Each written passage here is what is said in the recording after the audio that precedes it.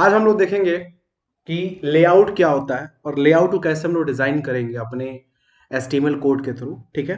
और इसमें हम लोग देखेंगे मेटा कैरेक्टर क्या होता है और मेटा डेटा क्या होता है। आपका मेटा जो हम लोग बार बार डिलीट करते रहते हैं, मेटा कैरेक्टर सेट, वो क्या होता है इस वीडियो में हम लोग देखेंगे वो एक्चुअली होता क्या है और उसका हम लोग इस्तेमाल क्यों करते हैं। ठीक है। तो ये एक मैं सिंपल सा एक लेआउट है, इसी को हम लोग डिजाइन करेंगे। इसमें कुछ देखिए आप लोग को ये हेडिंग मिल जाएगा, यहाँ कुछ ऐसे पैडिंग जो मैं हम लोगों ने पिछले वीडियो में इस्तेमाल किया है वो पैडिंग आपको यहाँ मिल जाएगा। कुछ आपको फुटर्स मिल जाएंगे यहाँ पे। एक अलग से एक में दो सेक्शन बना हुआ है, ये एक सेक्शन है, ये एक अलग सेक्शन है, ये बना हुआ सेक्शन कुछ दिख जाएंगे इसमें आपको। इसमें बहुत सारे कॉम्बिनेशन है। ठीक है। और साथ में कुछ सीसेस की एक्स्ट्रा प्रॉपर्टी जो है इसमें इंप्लीमेंट की गई है। ठीक है। तो इसको जब हम इस लेआउट को बनाएंगे तो हमें कुछ नए कंसेप्ट सीखने को मिलेंगे इसमें। इसलिए मैं इस लेआउट को बनाया हूं ताकि आपको एक नया कंसेप्ट दिखे इसमें। कुछ नए कंसेप्ट इसमें नए आ जाए, सेक्शन एक कंसेप्ट वो नया आ जाएगा आपका। हेडर और फूटर एक कंसेप्ट है वो आपको नया इसमें मिल जाएगा। ठीक है। एक नेव करके नेव टैग है, NAV यानी नेविगेशन एक टैब है, उसके बारे में हम लोग को देखने को मिल जाएगा। चलिए इसको हम लोग एक बार स्टार्ट करते हैं, इस कोड को हम लोग बनाना स्टार्ट करते हैं। ठीक है। सबसे पहले हम लोग अपना नोटपैड ओपन करते हैं। नोटपैड सबसे पहले हम लोग अपना ओपन करते हैं, एटम एडिटर हम लोग अपना ओपन करते हैं। ठीक है। और वन बाय वन हम इस कोड को बनाना स्टार्ट करेंगे। ठीक है। तो ये पहले से मैंने इस कोड को बनाकर रखा हुआ था, लेकिन फिर भी अब एक बार मैं आप लोगों के सामने एक बार प्रैक्टिकली मैं इसको इंप्लीमेंट करना चाहता हूँ। ठीक है। प्रैक्टिकली इंप्लीमेंट करना चाहता हूँ।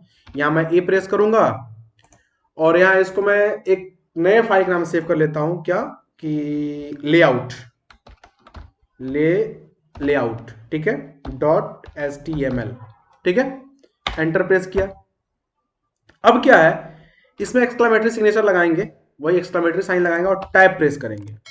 तो क्या हुआ कि यहाँ मेटा कैरेक्टर सेट और मेटा नेम और मेटा एचटीटीपी इक्विवेलेंट आ गया है। ठीक है। अब हम लोग पहले इसको समझ लेते हैं कि एक्चुअली होता क्या है, फिर इसके आगे हम लोग देखेंगे। तो फिलहाल हमको अभी इसमें ये एचटीटीपी इक्विवेलेंट का कोई काम नहीं है, इसको मैं डिलीट करता हूँ। फिर जैसे ही अगला वीडियो आएगा और जहां इसकी जो आवश्यकता पड़ेगी वहां मैं आपको बताऊंगा ये एक्चुअली होता क्या है। ठीक है। तो फिलहाल हम लोग इसको समझते हैं कि ये है क्या चीज। सबसे पहले हम समझते हैं मेटा क्या होता है। What do you mean Meta. तो यहाँ मेटा जो है एक टैग है, क्योंकि देखिए इसका एंगुलर ब्रैकेट यहाँ दिया हुआ है, एक यहाँ है और एक यहाँ है। इसका कोई क्लोजिंग टैग नहीं होता, ये ओपन टैग होता है। ठीक है। तो मेटा है, यहाँ कैरेक्टर सेट दिया हुआ है, यहाँ UTF-8 दिया हुआ है। ये तीनों तीन टर्म है। मैं इसको वन बाय वन समझाता हूं आपको कि एक्चुअली मेटा क्या होता है। मेटा टैग जो है वो आपको मेटा डेटा को कंटेन करता है, यानी रिप्रेजेंट करता है। ठीक है। यानी होल्ड करता है। ठीक है। मेटा टैग का काम जो होता है वो वेब पेज का इंफॉर्मेशन देना होता है। ठीक है। वेब पेज का जो इंफॉर्मेशन है वो कैसे हमको देना है, और इसका हम वेब पेज का इंफॉर्मेशन का मतलब क्या हुआ पहले ये हम जान लेते हैं कि जो कुछ भी इंफॉर्मेशन हम देते हैं, जैसे मान चलिए आप यहाँ कैरेक्टर सेट इन्फॉर्मेशन, जैसे यहाँ व्यू पोर्ट दिए, कंटेंट दिए। ठीक है। ये जितने भी इंफॉर्मेशन है ये आपको सर्च करने में आसानी हो, इसलिए हम लोग मेटा कैरेक्टर का इस्तेमाल करते हैं या फिर मेटा डेटा का इस्तेमाल करते हैं। ठीक है। अब इसमें सोचेंगे आप इसमें सर्च कहाँ हम लोग कर रहे हैं, तो पहले इसको एक कंटेंट को समझते हैं, फिर हम समझते हैं कि सर्च क्या होता है। ठीक है। सर्च कैसे हम लोग करते हैं। ठीक है। तो फिलहाल हम लोग यहाँ मेटा टैग के अंदर एक लिखा कैरेक्टर सेट, यानी ये कौन सा कैरेक्टर सेट है, यानी UTF-8। ठीक है। यूटीएफ का मतलब होता है यूनिकोड ट्रांसफॉर्मेशन फॉर्मेट। क्या होता है यूनिकोड। मैं इसको एक बार कमेंट में इसको लगा देता हूं, मैं आप एक बार इसको चेक कर लीजिए, कमेंट में मैं लगा देता हूं Unicode, Unicode transformation transformation transformation format. ठीक है। यूनिकोड ट्रांसफॉर्मेशन फॉर्मेट, इसको हम लोग बोलते हैं UTF। ठीक है। ये जो मेरा है यूनिकोड ट्रांसफॉर्मेशन फॉर्मेट। ठीक है। ओके। अब ये UTF-8 एक्चुअली क्या है कि जो भी हम लोग HTML5 में जो हम लोग क्या बोलते हैं, जो टेक्स्ट हम लोग इस्तेमाल करते हैं उसका एक फॉर्मेट होता है। ठीक है। जैसे UTF-7, UTF-5, UTF-8। जो HTML5 है वो UTF-8 यानी यूनिकोड ट्रांसफॉर्मेशन फॉर्मेट 8 का इस्तेमाल करता है हमको अपने डेटा को एक्सेस करने, दिखाने के लिए। जो डेटा हमने इसमें, जो कोड हमने लिखा है उस कोड को दिखाने के लिए। इसको हम लोग सिंपल कोड एक और इसको समझते हैं, इसको हम लोग बोलते हैं यूनिकोड कैरेक्टर इनकोडिंग।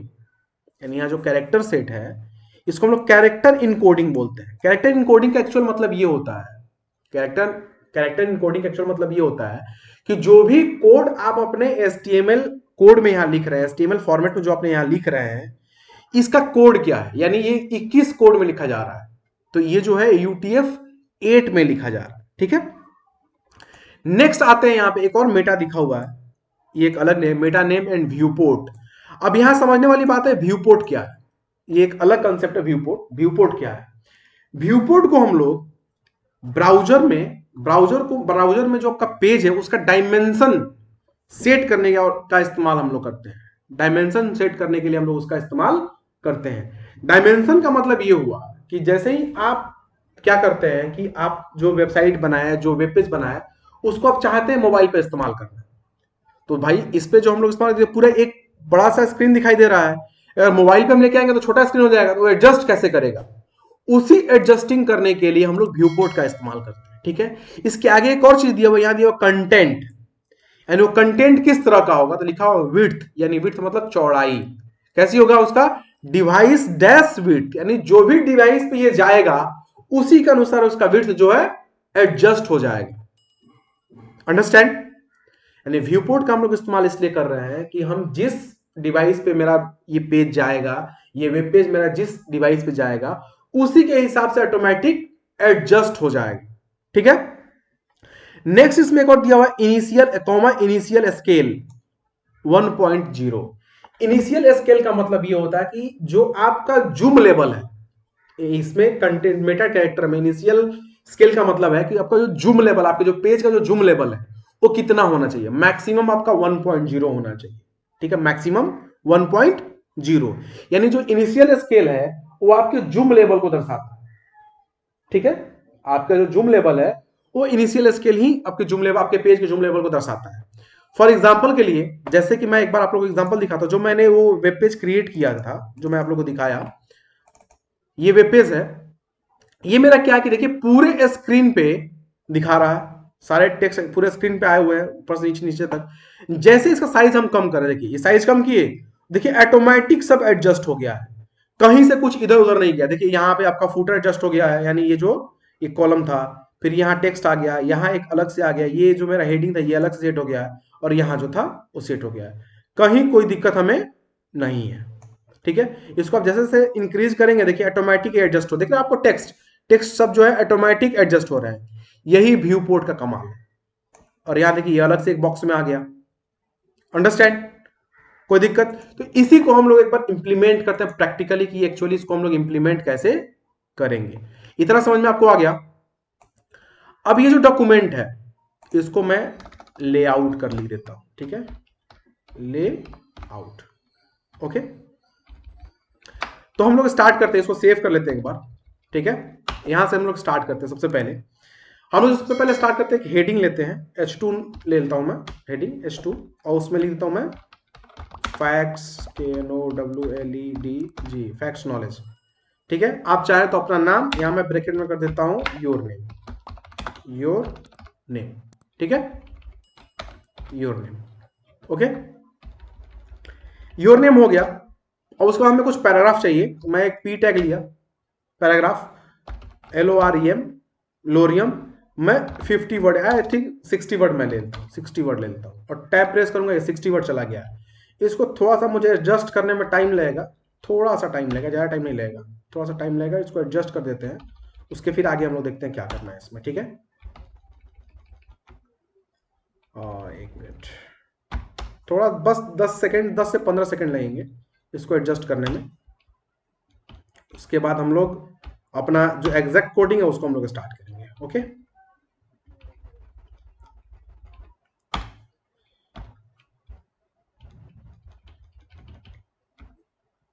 बस खाली एंटर प्रेस करते जाइए जहां से आपको तोड़ना है। अब देखिए यहाँ पैराग्राफ टेक्स्ट मेरा आ गया, थोड़ा सा और इसको हमको एडजस्ट करना है,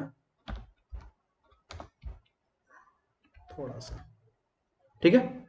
मेरा एडजस्ट हो गया, कंट्रोल S प्रेस किए, इसको हम लोग रन करा के देख लेते हैं।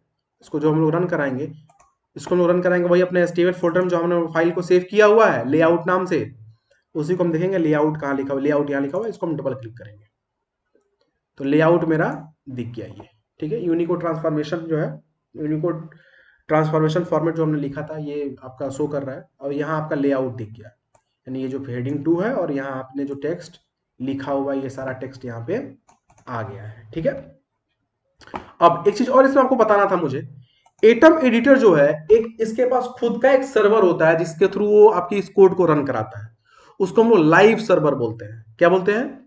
लाइव सर्वर, ठीक है। इसमें लाइव सर्वर देखने के लिए आप क्या कीजिएगा कि पैकेज में जाइएगा, पैकेज, और इसमें देखिए यहां लिखा हुआ लाइव सर्वर, पैकेज में ही लाइव सर्वर, देखिए एटम लाइव सर्वर दिख रहा है आपको। स्टार्ट करेंगे तो ये स्टार्ट हो जाएगा। अगर जिस किसी में लाइव सर्वर नहीं है, जिस किसी दोस्तों में लाइव सर्वर आपके पास नहीं है, तो आप वहां डबल क्लिक करके वहां से रन करा सकते हैं। लेकिन अगर आपको लाइव सर्वर इंस्टॉल करना है तो आप सेटिंग में चले जाइएगा।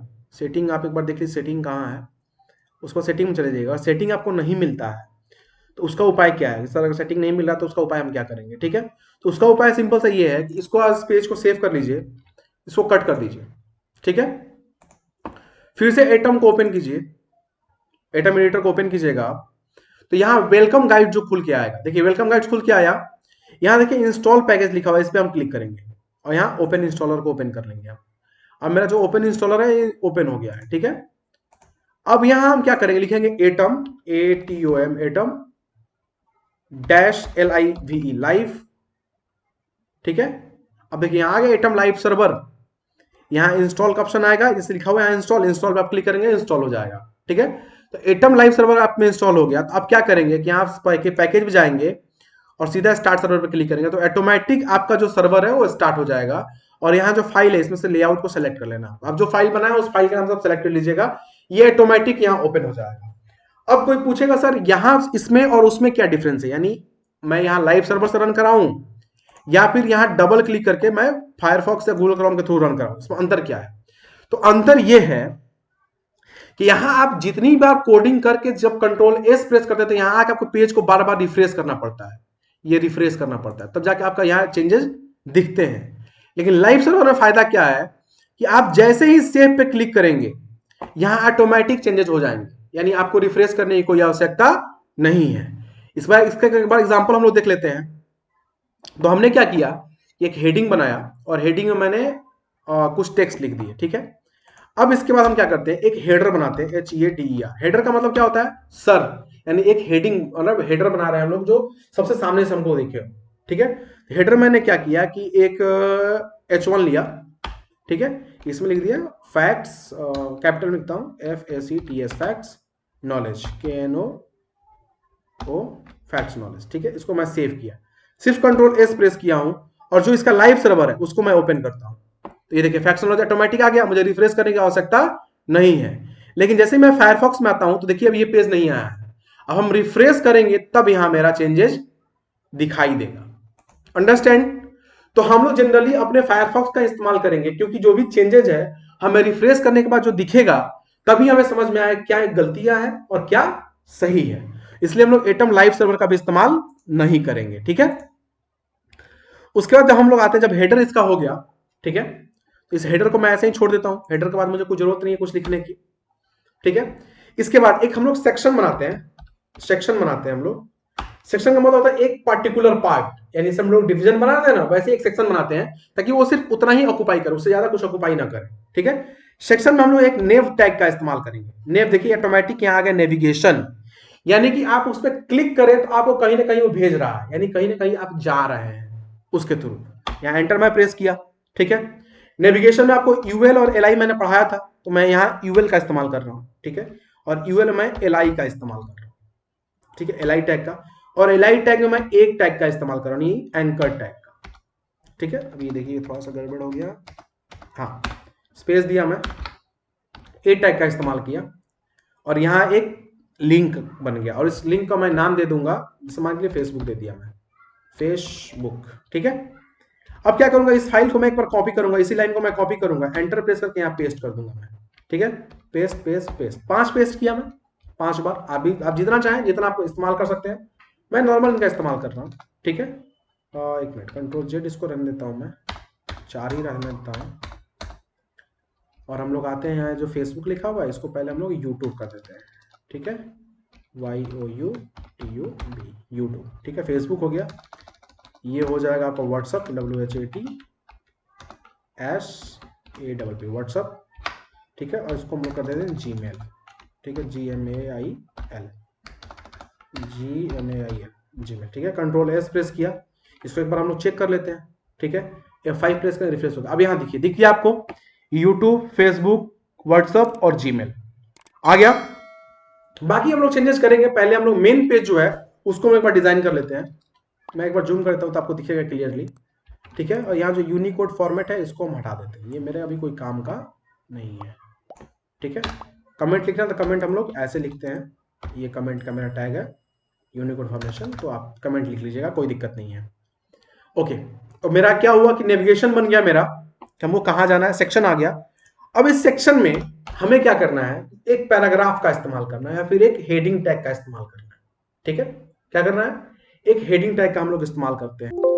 तो हम लोग हेडिंग टैग का इस्तेमाल करते हैं, लेकिन हेडिंग टैग से पहले हम सोच रहे हैं कि ये जो मेरा पेज है, ठीक है, यहाँ पे इसके साथ यहाँ पे एक आर्टिकल और छप गया है। आर्टिकल, आर्टिकल समझते हैं, जो एक न्यूज़पेपर में एक आर्टिकल लिखा रहता है किसी के बारे में, वैसा ही आर्टिकल छप गया है मेरा। तो उसमें एक टैग हम लोग इस्तेमाल करते हैं, उस टैग का नाम है article tag, ARTI, article tag आ गया। इसका क्लास डिफाइन करना चाहे क्लास आप डिफाइन कर दीजिए, मुझे क्लास डिफाइन नहीं करना है, ठीक है। और उस आर्टिकल हमने क्या किया कि H2 को डिफाइन किया और इसमें लिख दिया FACTS, facts, KNOWLED, facts knowledge, ठीक है। फैक्ट्स नॉलेज लिख दिया। इसमें मैं एक पैराग्राफ इस्तेमाल करूंगा और इस पैराग्राफ को मैं दूंगा LOREM, लोरियम, और आई थिंक 40 वर्ड में देता हूँ, टैब प्रेस किया, ठीक है। फिर वही मैं थोड़ा सा सेटिंग कर लेता हूँ इसका, ठीक है। थोड़ी सी सेटिंग है, मैं इसको सेटिंग को कंप्लीट कर देता हूँ, उसके बाद आप देखिए सेटिंग मेरा कंप्लीट हो गया। इसको मैं सेव करता हूँ, एक बार इसको हम देख लेते हैं क्या ये काम कर रहा है। F5 प्रेस किया, नीचे आ गया ये, ठीक है। अभी मैं सिर्फ अपना जो ओवर फॉर्म है, जो मेरा फॉर्म का जो डिजाइन है, जो मेरे पेज का डिजाइन है, उसको मैं सिर्फ बना रहा हूं कि मेरे पेज पे क्या क्या चीज होना चाहिए। अभी जो इसकी मेन डिजाइनिंग जो CSS के थ्रू हमें करनी है, वो मैं अभी नहीं कर रहा हूं, ठीक है। अभी नॉर्मल मैं ये जितने भी टेक्स्ट है उसको मैं अपने पेज पे लेके आ रहा हूं। ओके, एक पैराग्राफ आ गया, एक और पैराग्राफ मैं बना लेता हूँ, ठीक है। एक और पैराग्राफ मैं यहाँ बना लेता हूँ, इसमें भी LOREM, लोरियम, इसमें 30 वर्ड में लेता हूँ, ठीक है। टैब प्रेस किया और 30 वर्ड से ज़्यादा मुझे नहीं चाहिए, तो 30 वर्ड का ही मैं इस्तेमाल कर रहा हूँ इसमें, ठीक है। तो आप चाहें तो उससे ज़्यादा इस्तेमाल कर लीजिए, आपके ऊपर डिपेंड करता है, ठीक है। इसको मैं सेव किया, तो मेरा क्या हो, 2 पैराग्राफ यहाँ आ गया, दिख रहा है। एक पैराग्राफ ऊपर में है और एक पैराग्राफ नीचे में है। ओके, इतना समझ में आ गया। उसके बाद अब ये मेरा आर्टिकल कंप्लीट हो गया, ठीक है। अब आर्टिकल के बाद हम सेक्शन से बाहर चले जाएंगे और हमें क्या करें, एक फुटर चाहिए। फुटर मतलब मेरे नीचे वाला पोस्टर चाहिए, FOO, देखिए फुटर आ गया।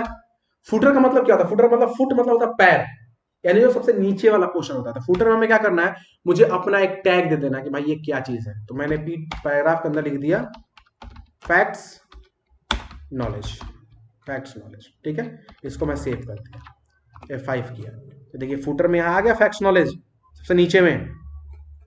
ये मेरा पूरे पेज का एक क्या क्या चीज उसमें चाहिए मुझे, ये मेरा दिख गया, ठीक है। अब हम क्या करते हैं कि थोड़ी सी इसकी CSS की डिजाइनिंग करते हैं। ये तो पेज मेरा नॉर्मल तो यहाँ बन गया है, ठीक है। इस पेज में मुझे हर चीज दिखने लगा है, लेकिन हम क्या करते हैं, इससे CSS की डिजाइनिंग करते हैं। CSS से इसकी डिजाइनिंग हम कैसे करेंगे, ठीक है।